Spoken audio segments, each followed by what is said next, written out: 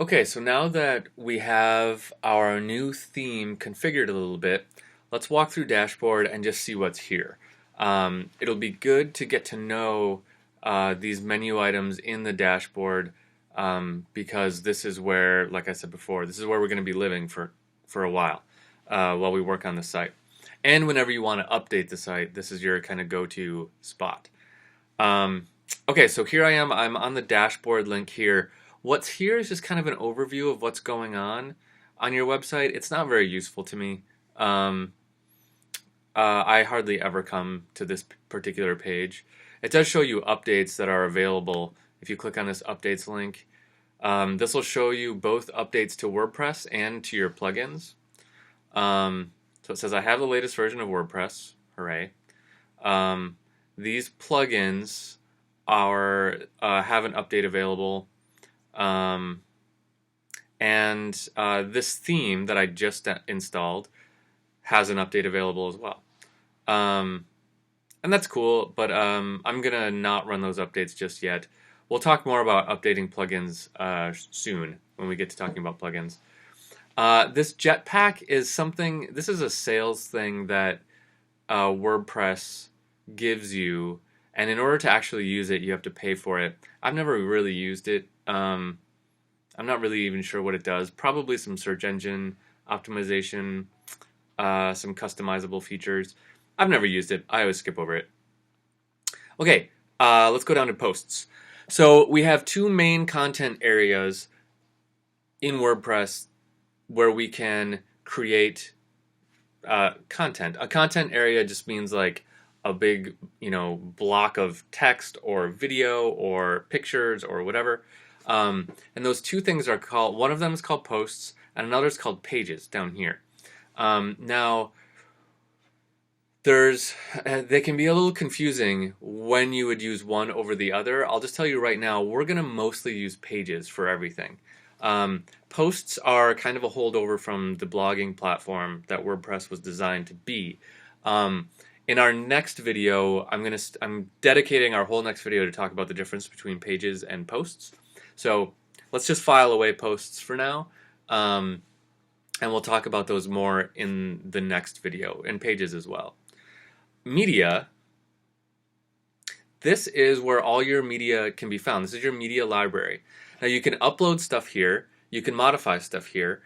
You can also upload stuff when you're creating a content area, a page in our case. You can also upload stuff right through there. So this is an area that'll just show you everything you've uploaded. And what we mean by media here is mostly images.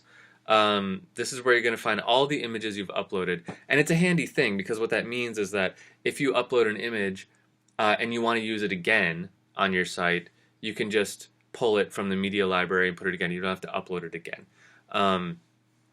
You can also change some attributes of the image, like if it's got a caption, some of the size things. You can do some size adjustments right in WordPress.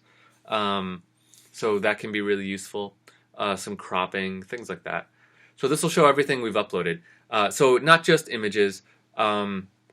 Maybe MP3s can go here also.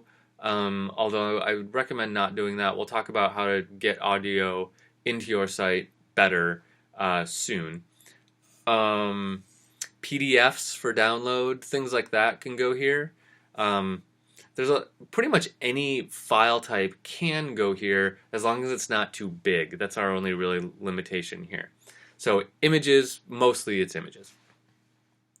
And we can click on this add new button or this add new button to upload something. And we'll be doing that soon. Just a quick overview. Pages, this is where our pages are. This shows us all our pages that are created. We have one called sample page, which we're going to delete soon when we start adding content.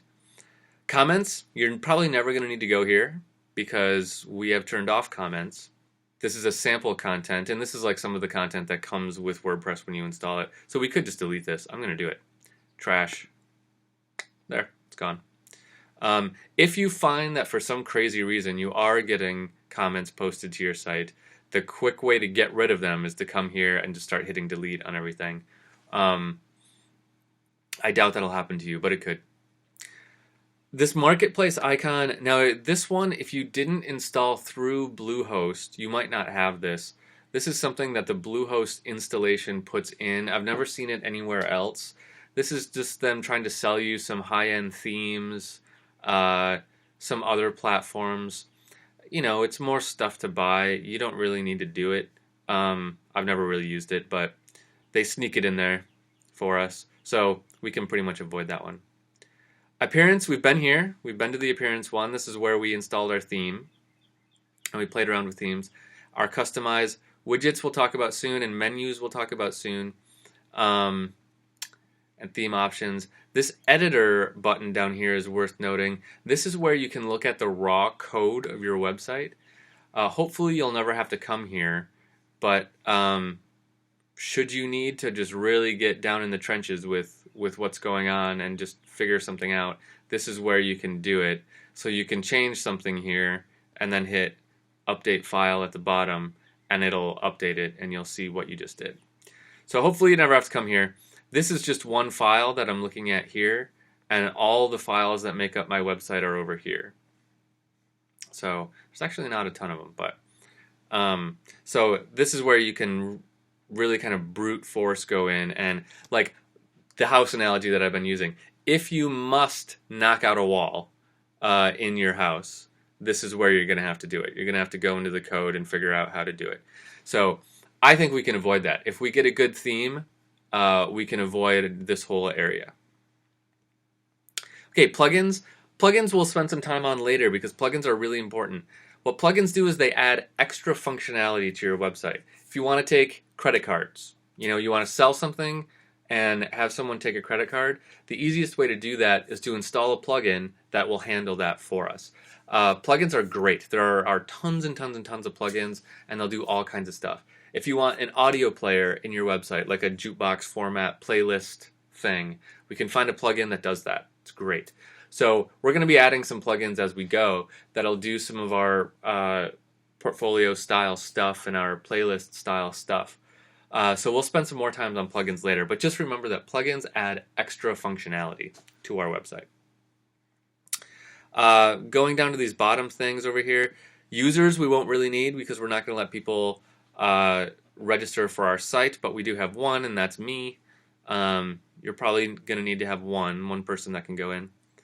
This tools tab really is only here. The only use I've really ever got out of this is if you have to export your site, meaning like you need to move your site from one domain to the other, you might export it here so it'll save all of your content in one bundle of stuff, and then you can go to your new website and you can use this import button and pull it in and try to get back to the right spot.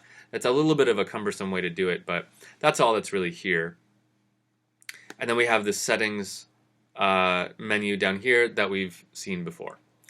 Okay, last thing I want to point out while we're in dashboard is this bar at the top is really important to notice. This is just kind of a quick little links to the site. This shows me how many comments are waiting for me to look at, creating a new page, taking me to this Mojo Marketplace place. If I go to my live site, I see that bar, right? Now it's really important here. You're only seeing this bar because we're logged in. We're logged in a separate tab. I'm logged into my website, so it knows I'm the administrator of this site. So I can see things that other people won't be able to see because they're not logged in.